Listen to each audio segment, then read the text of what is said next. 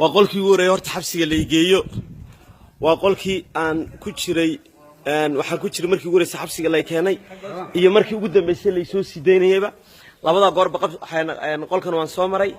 مركي قولك كريجي ما صامرين تدفر بدل ما صامر بالقديس إنه إيجي ناداوله وحصامر يقول كان تدفر بدل ما قاعد حاجة في القرآن بتذكر نيسا أحمد صافي قرات أحمد نور يوسف حاج متان حسن أحمد جيدي هلقن حسن خدير عبد الرحمن سراج آذن قولي العسوي تاريخ هلقا كبرنا وتاريخ دي وحاوي إثيوبيا هذا كيسا إسماعيل بورقابو بدل حيس نقاس عبد بدء جميل محمد قاس عبد الرحمن محمد عرب وعبد الله وياه شيخ عبد الرحمن بدل حيس بيسرون الجرا عبد القادر داير سلوك عبد أحمد شامع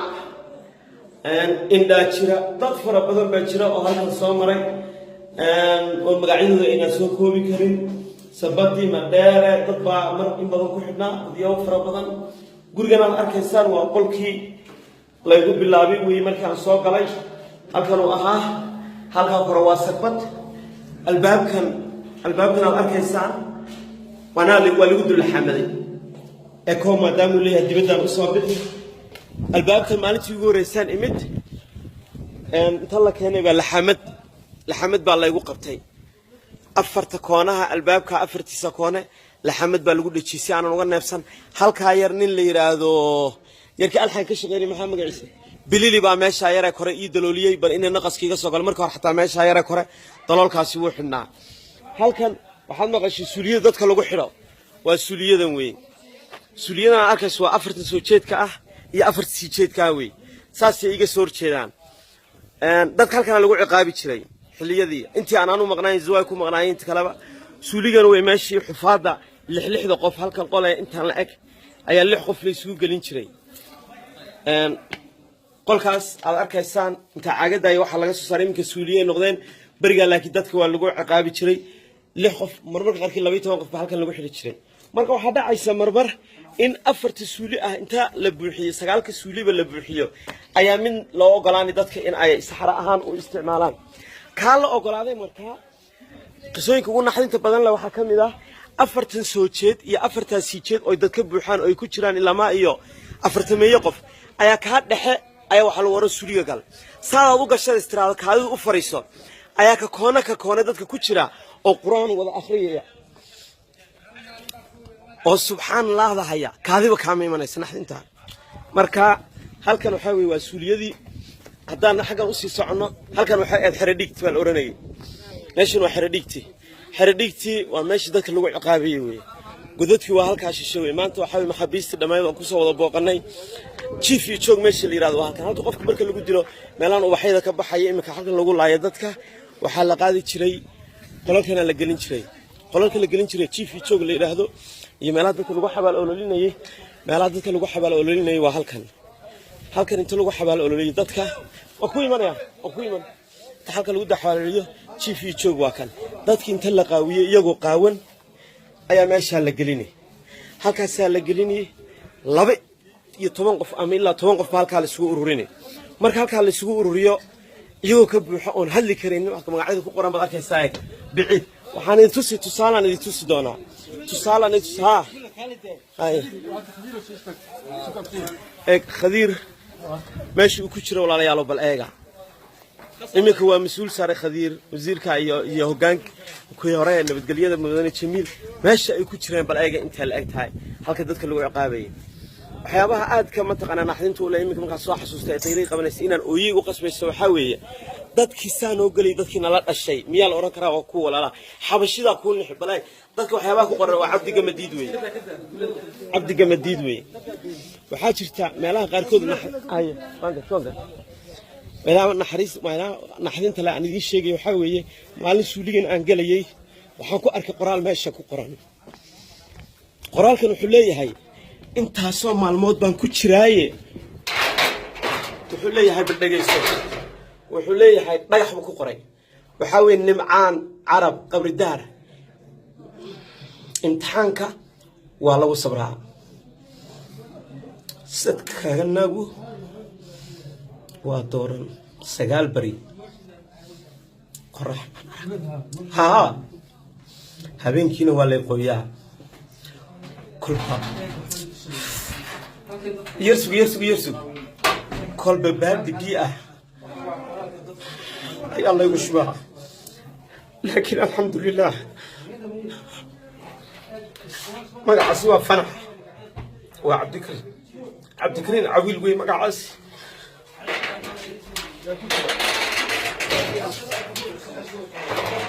غير عمر محمد فارح قرقار إلهي كسك كسمر انت حق الله صبر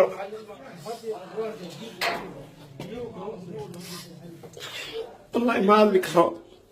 ما هلك ردتك ماشان تبقى كسمري قف بن آدم وشرحي كلام مجرو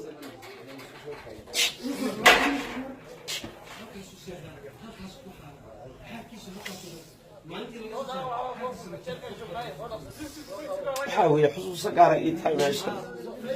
ولا ريالو حاوي دبكة تتكسهم هاي المقعة إيك محاكو قرانك وحاوي قبل قرحين محمد وانا لقوي وانا لا حكومة وانا ليرا 4 سنة لكن إلهي باجرا إلهي ما أرانين وحنا الشيء يا نمعان عبد الرحمن وحن سوليون كجرا تضبط مع الموت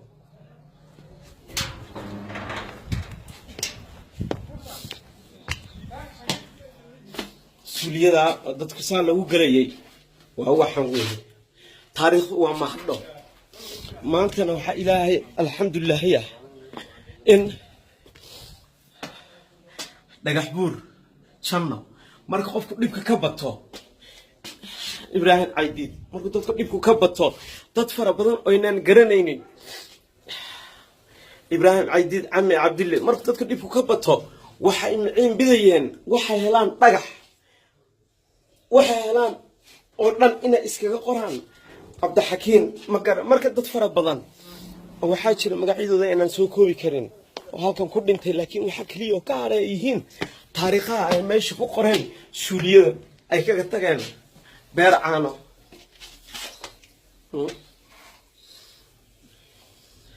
axad waa dadkii shinila way dadka halkan aha dadkii shinila laga soo xiray way 3 4 maalin walba uu tirsanay isagoo meesha ku jira ayuu maalin walba saa u qorayay halgan baa ku jira halkan imka Ismaaciil Buurgaabe ii sheegay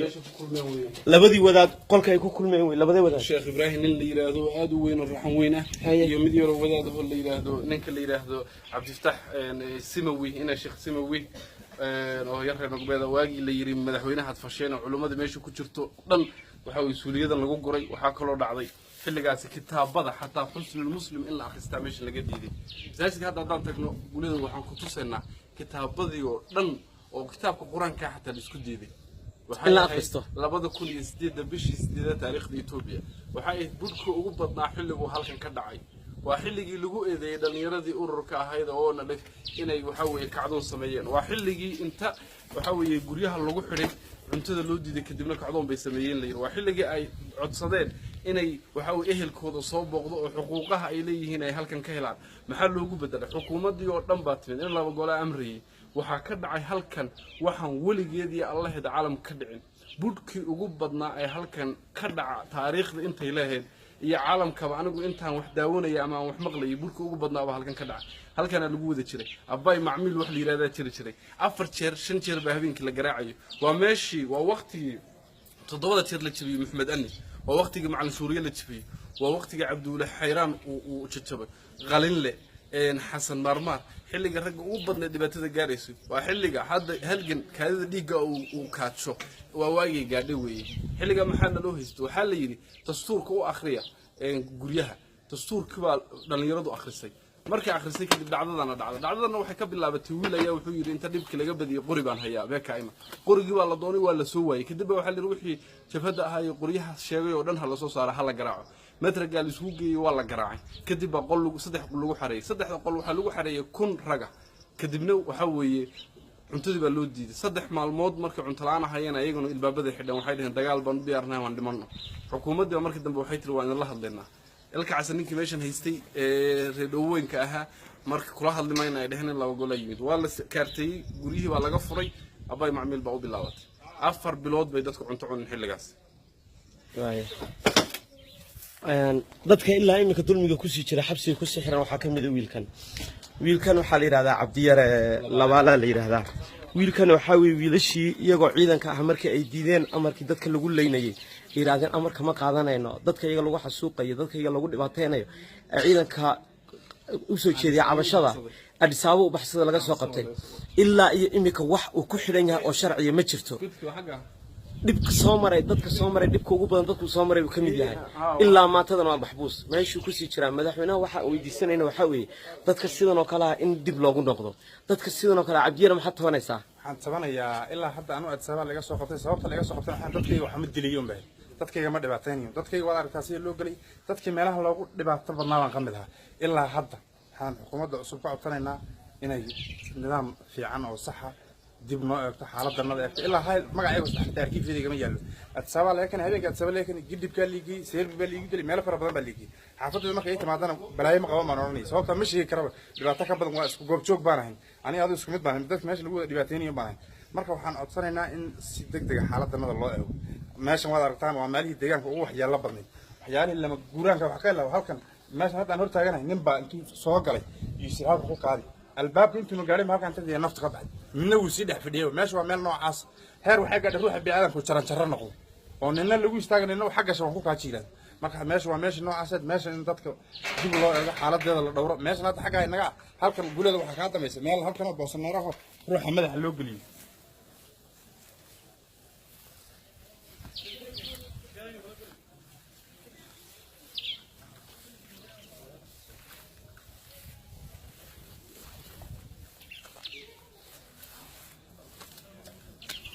طبعا مالي قوليدو ماشي حالتها waa meesha iyada dhalinyarta sida buur gaabo kore siraaje aadan oo kale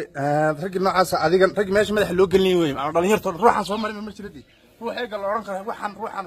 wax ma gaadhin ma jiro meeshan waa meesha noocaas waa meeshii loo baneeyay ruuxa bilaadanka inta lagu hal qabtin xarka loo galiyay si passport iyo meelaha wax ku qorshitay waxyaalo noocaas loo weydiiyay ma ruux bilaadan waxa artay loo dilay ama loo dhibaateenay ruux baad la hadashay ama ruux baad la fadhiisatay ama ruux baad wixsitiin hadda dadkan badankooda kala barbar wuxuu wax ku gaadhay dadkiina ehelkiina dibadda jira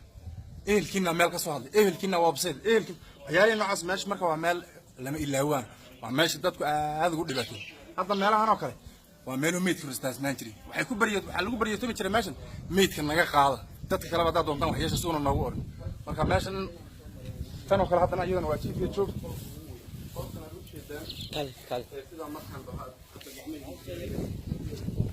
kale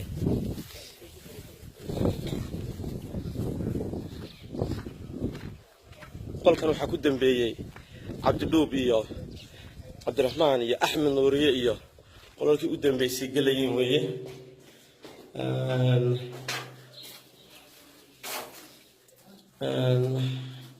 waxa weeye adduunyadu darandooriyaba naasnaasi ilaahay xuskiisa badi xisaab inta lagu la xisaabtamay يعني آخر قل في قدام بالساعة هذا مركي خيالي كل ما تطلع الإلهوان وحكوت شيء كذا ماشي اللي راح عبد الرحمن قال في مكة أذكرني إنسان الدنيا تقول رأس هانسي كنت يا لا بطمر كنت يا لا وقت أوارو شيء هذا محاكرة عبد الله سوير أحمد عبد الله سوير أحمد ماشي سوى بومجة حرم كوتشي بقول مؤمن هذين يا معلم بيا لوش وشري وقالوا مدري شري وحاكرة شري dadka meesha ka shaqeeya qayb ka mid ah waxyeeladii diiday in ayagu ku dhibaatoobeen sida nool gacan bashir gacan oo kale ninka la yiraahdo cabdi ninka la yiraahdo kale halkan dadkii lagu dhibaateeyay ka mid ah wax kale looma dilay waxa diin oo ka soo jeedaan gobolka dhagax buurbe inta dadka wax kale waxa loo dilay ninka dadka labadan gobolka dhagax buurbe ka soo jeedaan cabdi kale sabab waadiga saaran oo weyn oo waxba weyn baa la soo dilay feero way jabin malab uu jabin yahay garab uu jabin ilaa hadana wax dhakhtar ma helinba waqtan joogna وايه imika xaggaa waxaad ka garanaysaa xataa booliska laftiisa ee xabsiga joogay dhibku iyagu laftooda kuma yareen oo yacni iyagana dulmiga dadka lagu hayay iyagu laftooda ku hayay halkan waa qolkii labaad iyo saddexaad ee chief joog weeye chief joog bulgudihiisa aanu galno xaggaa xusuustaa waxaa weeye ande oo mayu laga soo xiray maxamed carab oo godiyay laga soo xiray inuu gooda arkiifyada ka shaqeynaya halkan uu ku jiray waxyaabo fara badan macalin shuuriye isaga macalin shuuriye soo sheekhdii ma ahayn macalin shuuriye oo ka macalin shuuriye 29 bisha 2009 isniin waxaasoo dhan uu ku jiray arbaco macalin shuuriye haddana wada aragtaan my first day bay ahayd isniin uu ku jiray talaado uu ku jiray arbaco ku jiray khamiis uu ku jiray jimca uu ku jiray axmed ganay baa jiray isaguna xasbunallahi wa ni'mal wakiil marka dadku iyaga oo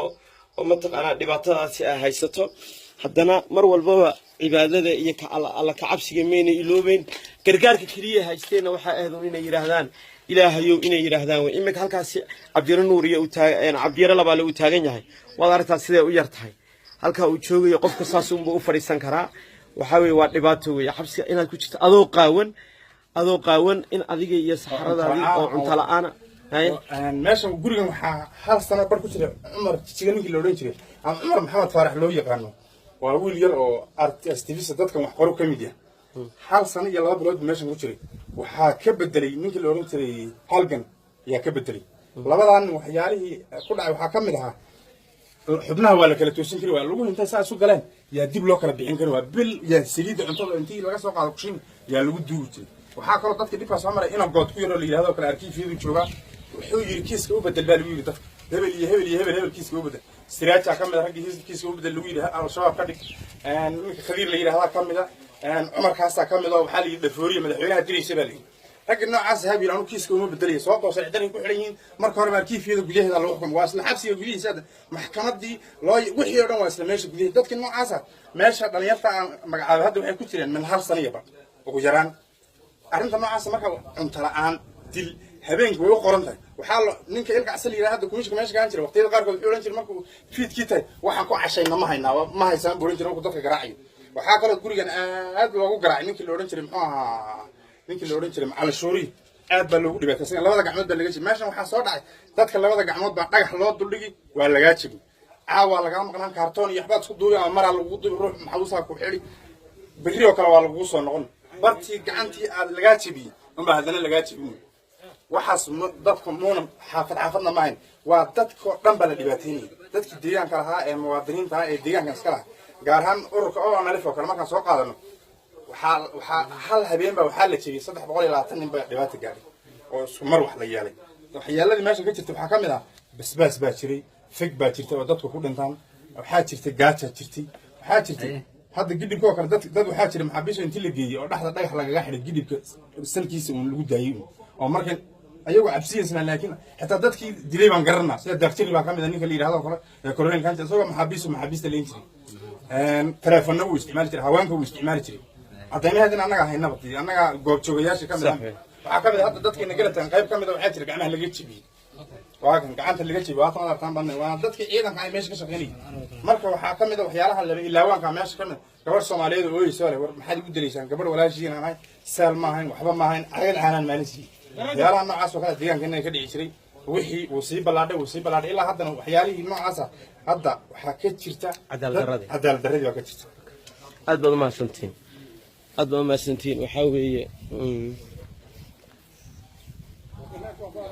waxaa weeye markaa waxaa weeye meesha wixii ka dhacay wax lagu soo koobi karaa ma aha axmed iyo walaal fiicanda wax lagu soo koobi karaa hadal ma aha meesha waxa ka dhacay waxaa weeye anu in badan in kastoonan joogin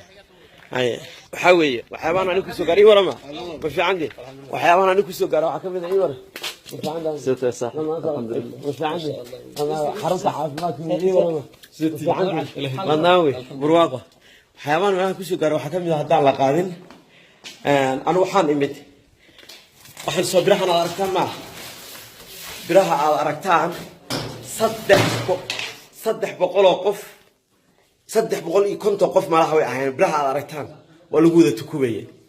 waxaasoo biraad aragtaan dadka ku tukubayay waxaanu imid intaasoo 100 qof oo aan socon karin oo halkan gurguranaysa oo dhulkan socodka baranaysa sida caruur yar oo leeyahay daadah halkan inta haanta ilaa halka daadah oranaya oo halka baranaya markii la keenay aniga guriga aan markii hore intaan shaqada ku bilownay waan ku dambeeyay laakiin markii ugu horeysay la keenay waxa la igu dajiyay jingadan si fiican baa la dhaqmay aan horta wax dhib aan halka ka sheeganaya ma jirto jingadan aan deganaa marka aad baad maasantiin waa inoo waqti kale